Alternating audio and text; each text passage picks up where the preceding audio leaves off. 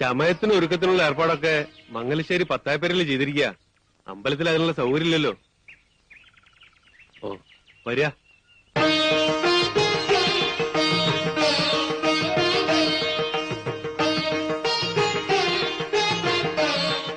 വരിക. ഇതാ പത്തായപ്പേരിലേക്ക്. ഒരുക്കെല്ലാം പൂർത്തിയായ ഇവിടുന്ന് പോവാം അമ്പലത്തിലേക്ക്.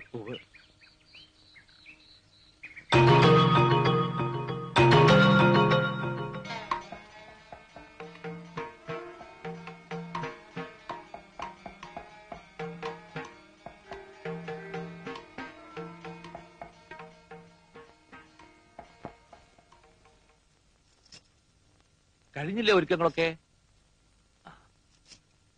ഒന്ന് കാണട്ടെ കുട്ടിയെ.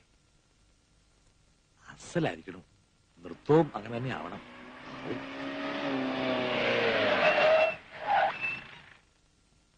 ഭാനുച്ചി, ഞാൻ നീലകണ്ഠൻ. ഇങ്ങോട്ട് വാ കുട്ടി. എന്തത്ര വിശേഷിച്ച് കാണാൻ? നീ ആ പൂവൊന്ന് വേറെ എടുത്തേ. നീലകണ്ഠൻ വിളിക്കുന്നു. എല്ലാരും പൂമുഖത്തേക്ക് വരാൻ പറഞ്ഞു.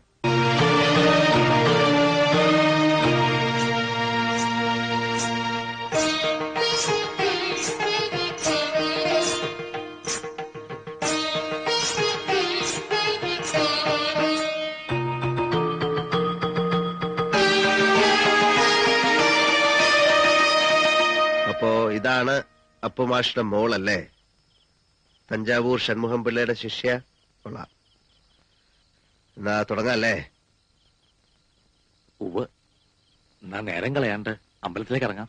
അമ്പലത്തിലല്ല, നൃത്തം എവിടാ നടക്ക? ഇവിടെ. ഈ മംഗലശ്ശേരിയുടെ പൂമുഖത്ത് കാണാൻ നീലകണ്ഠൻ മാത്രം. പിന്നെ ഇവൾ അതിശയിച്ചിറക്കിവിട്ട എന്റെ കൂട്ടുകാരും. എന്താ മനസ്സിലായില്ലേ? പറഞ്ഞത് അമ്പലത്തിലെ പാട്ടുപുര. ആ, പലതും പറഞ്ഞിട്ടുണ്ടാവും. ഇപ്പോഴെന്താ പറയുന്നെന്ന് വെച്ചാ അതനുസരിക്കുക. താമസിക്കണ്ട. കൂടുതൽ സംസാരിക്കുന്നത് എനിക്കിഷ്ടമല്ല. ചതിയാണിത്. അതെ, ചതിയും കള്ളവും എല്ലാം ഞാൻ പ്രയോഗിക്കും. വേണ്ടി വന്ന കരുത്തും. എന്റെ വിജയത്തിന് വേണ്ടി. ചില കളികള് ഞാൻ ജയിക്കാൻ വേണ്ടി മാത്രമാ കളിക്കണേ. നിർബന്ധ ബുദ്ധി കാട്ടരുത്. പഠിത്തം കഴിഞ്ഞു വന്ന എന്റെ മോളുടെ അരങ്ങേറ്റാ ഇന്ന് നടക്കേണ്ടത്. അത് ഇങ്ങനൊരു ചുറ്റുപാടിൽ അലങ്കോലായാൽ മോളുടെ ഭാവിയെക്കുറിച്ച് ആദ്യമുള്ള ഒരച്ഛൻ പറയുന്നതാണ്. പ്രസംഗിക്കണ്ട. ഭാവം വളരെ ചീത്തയാണ്. സ്വരൂപം പുറത്തെടുക്കാൻ അവസരം ഉണ്ടാക്കണ്ട. നിങ്ങളുടെ ഭീഷണിക്ക് ഞാൻ വഴങ്ങിയില്ലെങ്കിലോ? നൃത്തം ചെയ്യാൻ എനിക്ക് വയ്യാന്ന് പറഞ്ഞാൽ? വയ്യാന്ന് നീ പറയില്ല. പറഞ്ഞ നൃത്തം മാത്രമാവില്ല, ഞാൻ നിന്നെ കൊണ്ട് ചെയ്യിക്ക.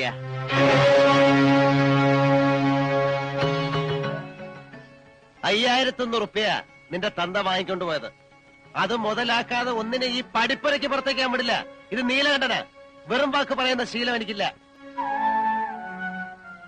പണം വാങ്ങിച്ചു എന്നുള്ളത് നേരാ. അത് ചോദിച്ചാൽ തിരിച്ചു തരാൻ എന്റെ ലോട്ടില്ലതാനും. വേണമെങ്കിൽ എന്റെ ജീവൻ എടുത്തോളൂ. എന്നാലും എന്റെ മോളെ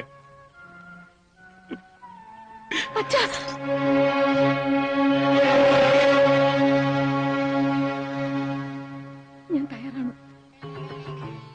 അങ്ങനെ വഴിക്കുവാ.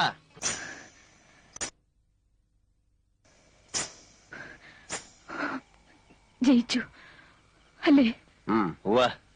അങ്ങനല്ലേ പാടുള്ളൂ. അതെ, വലിയ ആളല്ലേ നിങ്ങൾ. പേര് കേട്ട അച്ഛന്റെ പേര് കേട്ട മകൻ. ഞാനാരാ? നിസ്സാരയായ ഒരു പെണ്ണ്. പക്ഷെ ഒന്ന് മനസ്സിലാക്കുക, എന്റെ ഉള്ളിലുണ്ട് ചെറിയ ചില ജയങ്ങൾ ആഗ്രഹിക്കുന്ന ഒരു മനസ്സ്. അതിനെനിക്ക് തൃപ്തിപ്പെടുത്തിയേ പറ്റൂ. നിങ്ങളെപ്പോലെ രാഭാസന്റെ മുന്നിൽ ചിലങ്ക കെട്ടി ആടിയപ്പോ കളങ്കപ്പെട്ടത് ദൈവദത്തമായൊരു കലയാണ്.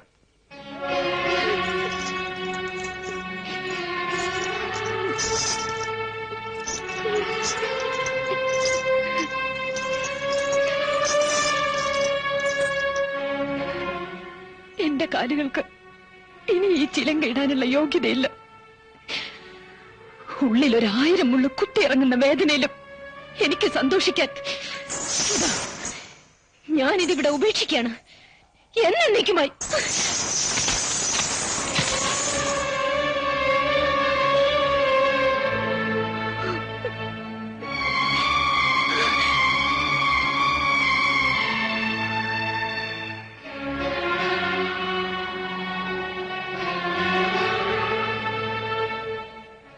എന്തിനായിരുന്നു നീല ഈ ഒരു ശാപം കൂടെ ഏറ്റുവാങ്ങിയത്?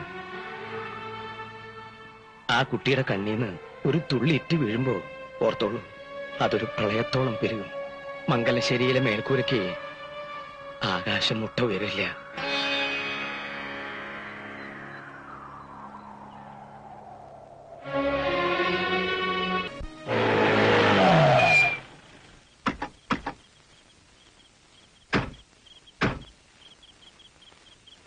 അച്ഛനില്ലേ? ഇല്ല, കയറിയിരിക്കൂ. ഭാനുച്ചി, ഭാനുച്ചി, മംഗലശ്ശേരിയിലെ നീലാണ്ടനും ഭാര്യരും വന്നിരിക്കണു.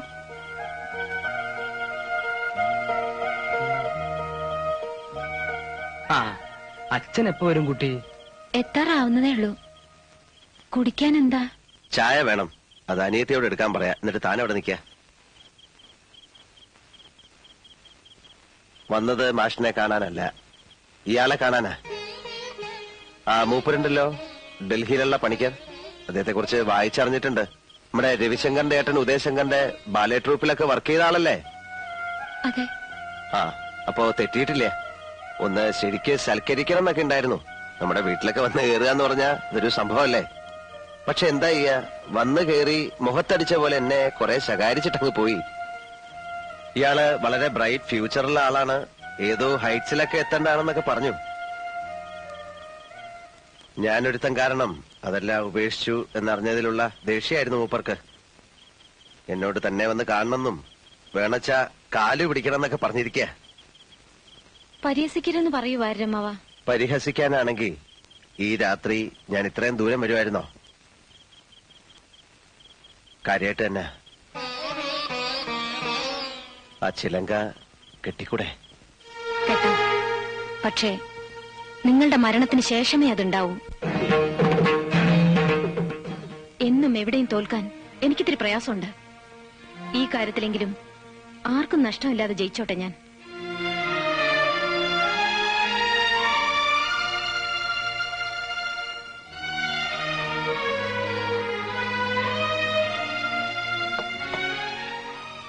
വാര്യരെ, അതൊരു ഉറച്ച മനസ്സിൽ നിന്നുള്ള മറുപടിയാ. അത്രയും വേണ്ടിയിരുന്നില്ല ഭാനുച്ചി. വേണം മോളെ. എന്റെ കണ്ണീന്നൊഴുക്കിയ ചോരയ്ക്ക് ദൈവം കൊണ്ട് മുന്നിൽ നിർത്തിയതാ. എന്നാലും ആരുടെ മുന്നിലും തലകുനിച്ചിട്ടില്ലാത്ത ആളാ. ഇവിടെ കയറി വന്ന് ചെയ്ത തെറ്റിന് മാപ്പ് പറയുന്നതിന് തുല്യല്ലേ ഇത്? അപ്പൊ പിന്നെ ചേച്ചി ഒന്ന് താഴ്ന്നു കൊടുക്കായിരുന്നു. ഒന്ന് നോവിക്കണമെന്നേ ഉണ്ടായിരുന്നുള്ളൂ. അത് കൂടിപ്പോയെങ്കിൽ ഞാൻ ക്ഷമ പറയാം. അത് വേണം. അഹങ്കാരി എന്നൊരു പേര് എന്റെ ചേച്ചിക്കുണ്ടാവരുത്.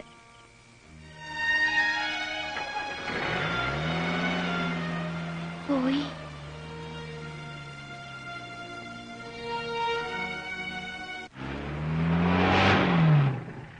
മിടുക്കിയ അല്ലേ വാര്യരെ? മനസ്സുറപ്പ്. അതാണ് ക്യാരക്ടർ എന്ന് പറയുന്നത്. ഇതാ പെണ്ണ്. ഇത്രയും നാൾ കണ്ടതെല്ലാം ശവങ്ങളായിരുന്നു. തനിക്കറിയോ വാര്യരെ, അവളുടെ ശാപം അതാണ് എന്നെ നിലതെറ്റിച്ച് ചുഴറ്റിയടിച്ചത്. ഒന്നിന് പുറകെ മറ്റൊന്നായി എന്തെല്ലാം. തീർന്നിട്ടില്ല, ഇപ്പോഴും അതേപോലെ ശക്തിയായിട്ട് നിൽക്കുന്നു. ഏത് ഗംഗയിൽ മുങ്ങണം, ഏത് മൂർത്തിയുടെ മുന്നിൽ പ്രായശ്ചിത്തം ചെയ്യണം അറിയില്ല. സത്യമാണോ മോളെ? കൊളക്കടവിൽ എല്ലാവരും പറയണോ ഇന്നലെ ഇവിടുന്ന് ഇറങ്ങി പോയ വഴിക്കാ. എന്റെ ഈശ്വര, അപ്പ തോന്നിയൊരിതില് ഞാൻ എന്താ പറഞ്ഞത്? അറം പറ്റിയ വാക്കായി പോയി അല്ലേ ചേച്ചി? ഞാൻ അങ്ങനെയൊന്നും സംഭവിക്കുന്നു കരുതി പറഞ്ഞതല്ലോ. എന്നാലും ചേച്ചിയുടെ നാക്കേറ്റ പോലെ ആയിപ്പോയി. മോളെ അനു, അച്ഛൻ അറിഞ്ഞോ? കേട്ടു. അവനോൻ ചെയ്യണേന്റെ ഫലം ആരായാലും അനുഭവിച്ചേ പറ്റൂ ഇല്ലേ അച്യുതാ? പിന്നല്ലാതെ ആ. ഈ ബോംബെയിലേക്കുള്ള ദാതാന്മാരുടെ കാര്യം തന്നെ എടുത്താ തന്നെക്കാൾ പോകുന്നിടത്തും രംഗത്തെത്തുന്ന ദിവസം പഴയ ആള് തീർന്നു. ഏതു മരവും ഒരു ദിവസം വീണല്ലേ പറ്റൂ. ചെയ്തു കൂട്ടിയ ദുഷ്ടതയ്ക്ക് കിട്ടി എന്ന് കൂട്ടിയാ മതി. ഞാനിന്ന് പോവാ. വിഷമിക്കണ്ട, അടുത്ത ആഴ്ച വരും. എന്താ കൊണ്ടുവരണമെന്ന് വെച്ചാ പറയാ. മടിക്കണ്ട. പട്ടുസാരിയോ സെന്റോ എന്താണെന്ന് വെച്ചാ.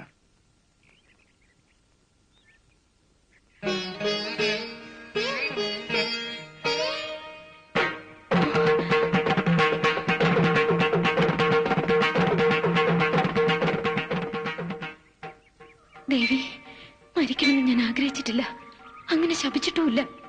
കേട്ടതൊന്നും സത്യാവരുതേ. ഒരു ചുറ്റുവിളക്ക് തെളിയിക്കാം. ജീവൻ കൊടുക്കണേ എന്റെ ഭഗവതി, ഇല്ലെങ്കിൽ ഈ ജന്മം എനിക്ക് സ്വസ്ഥത കിട്ടില്ല. ജീവൻ പോയിന്നും ഇല്ലാന്ന് രണ്ടു വർത്താനമുണ്ട്. ഏഴിലക്കരക്കാരുടെ നാക്കല്ലേ, ചത്തല്ലെങ്കിലും പറഞ്ഞു കൊല്ലും. നിങ്ങളൊന്നും മിണ്ടാണ്ടിരിക്കെ. മെഡിക്കൽ കോളേജിൽ പോയി കണ്ടുവന്ന അടിയോടിയാ പറഞ്ഞത്. ജീവനുണ്ട്, മാത്രമല്ല പരിക്കൊന്നും അത്ര സാരമുള്ളതുമല്ല. അത് അങ്ങനെ ചാവുന്നത് അടിയൊന്നും അല്ല, തലയർത്തിട്ടാ കൂടും. അതാ എനം.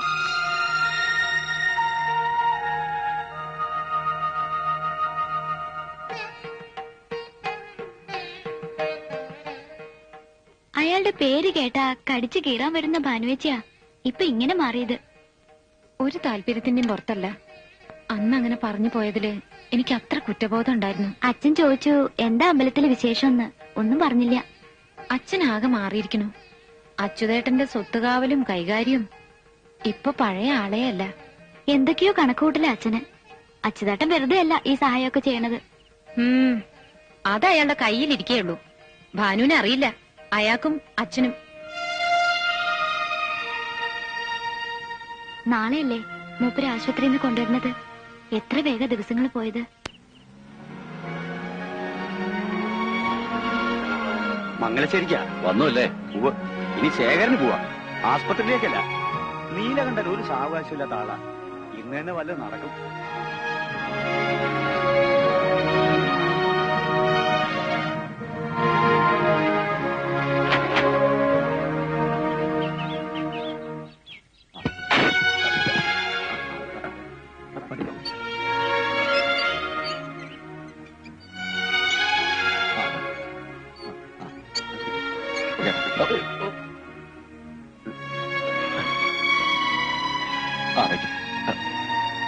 ദാസുട്ടി അകത്തേക്ക് കിടത്തിക്കൊള്ളൂ. വേണ്ട, വയ്ക്കോളൂ. എന്നിട്ട് വിവരം അറിയാൻ കാത്തു നിൽക്കുന്നവരോട് പറഞ്ഞേക്ക് പാതി ചത്തൂന്ന്. ഇടത്തെ കൈയും ഇടത്തെ കാലും. അത് കണ്ട് ചിരിക്കാൻ താല്പര്യമുള്ളവർക്ക് ഇവിടെ വരാം. സഹതപിക്കാനാണെങ്കിൽ ഒരു നായന്റെ മോൻ ഇങ്ങോട്ട് വരണ്ട.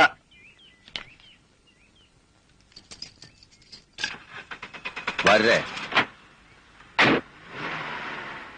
പടിഞ്ഞാറ്റ മുറിയില് കുപ്പി ഉണ്ടാവും, ഒന്നിങ്ങെടുക്കൂ. ഇത്തിരി വെള്ളവും. പടിഞ്ഞാറ്റേലെന്നല്ല, ഈ വീട്ടിൽ എവിടെയും കുപ്പിയില്ല. ഇനി ഈ തൊടിയിൽ കള്ള് കയറ്റുന്ന കാര്യം പറയണ്ട, അത് നടക്കില്ല. ആഹാ, ഒറ്റ ചവിട്ടേ ചേരും. ചവിട്ടാലോ? ഓ, നേരെ നിന്നിട്ട് വേണ്ട ചവിട്ടാൻ. എനിക്കത് അറിയാല്ലേ അല്ലേ?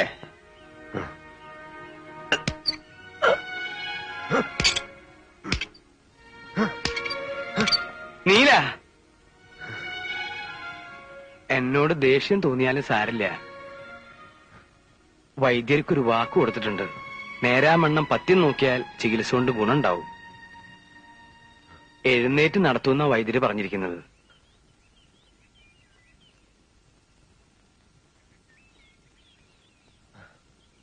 ഇന്നേ വരെ ഞാൻ അനുസരിച്ചിട്ടേ ഉള്ളൂ. ഈ കാര്യത്തിൽ ഞാൻ പറയണത് കേൾക്കുക. എല്ലാവരും എന്നോട് കാരുണ്യം കാട്ടുകയായിരുന്നല്ലോ ഭാര്യരെ. പിതൃത്വം മറച്ചുവെച്ച് അമ്മ, കഴുത്തറക്കാതെ പാതയിൽ നിർത്തി ശേഖരൻ, അല്പപ്രാണൻ തിരിച്ചു നൽകിക്കൊണ്ട് ഡോക്ടർമാർ, കാരുണ്യം കൊണ്ട് കരള് കുത്തി പറിക്കുക. ഇതിനെല്ലാം ഞാൻ എന്ത് തെറ്റാ ഭാര്യരെ ചെയ്തത്? അതോ ഇതിൽ കൂടുതലാണോ ഞാൻ അർഹിക്കുന്നത്? എങ്കിൽ എനിക്ക് വയ്യ ഭാര്യരെ. ഇനിയൊന്നും നേരിടാനുള്ള കരുത്തെനിക്കില്ല. ഭാര്യരെ, എന്ന് തൊട്ടോ താൻ എന്റെ കൂടെ ഇല്ലേ? ഇന്ന് വരെ ഞാൻ തന്നെ ഒരു അന്യനായി കരുതിയിട്ടുണ്ടോ? ഒരു സുഹൃത്തിന്റെ കൂടപ്പിറപ്പിന്റെ സ്ഥാനം തനിക്ക് ഞാൻ തന്നിട്ടില്ലേ? തരാൻ മടിച്ചിട്ടുള്ള ഒരൊറ്റ അധികാരമേ ഉള്ളൂ, ഒരച്ഛന്റെ. പിഴച്ചു പെറ്റ എന്നെ ഒരു നിമിഷം നിങ്ങൾക്ക് മകനായിട്ട് കാണാം. എന്നിട്ടൊരച്ഛന്റെ സ്നേഹത്തോടെ വാത്സല്യത്തോടെ എന്നെ ഒന്ന് സഹായിക്കാവോ? ഈ ജന്മം ഉപേക്ഷിക്കാൻ ഒരിത്തിരി വിഷം. നീല